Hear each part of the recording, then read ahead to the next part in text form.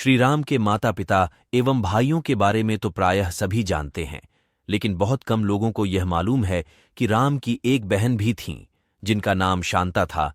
वे आयु में चारों भाइयों से काफी बड़ी थीं। उनकी माता कौशल्या थीं।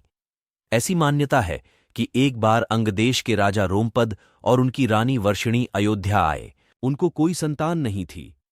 बातचीत के दौरान राजा दशरथ को जब यह बात मालूम हुई तो उन्होंने कहा, मैं अपनी बेटी शांता आपको संतान के रूप में दूंगा। यह सुनकर रोमपद और वर्षिणी बहुत खुश हुए।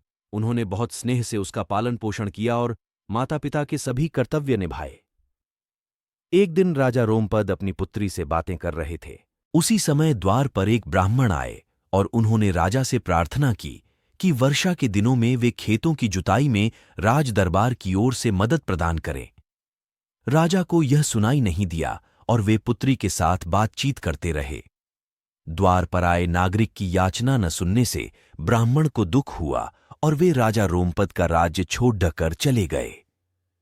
वह ब्राह्मण इंद्र के भक्त थे। अपने भक्त की ऐसी अनदेखी पर इंद्रदेव राजा रोमपद पर क्रुद्ध हुए और उन्होंने उनके राज्य में पर्याप्त वर्षा नहीं की। इससे खेतों में खड़ी फसलें मुरझाने लगी। इस संकट की घद्दी में राजा रोमपद ऋष्यशृंग ऋषि के पास गए और उनसे उपाय पूछा। ऋषि ने बताया कि वे इंद्रदेव को प्रसन्न करने के लिए यज्ञ करें। ऋषि ने यज्ञ किया और खेत खलिहान पानी से भर गए।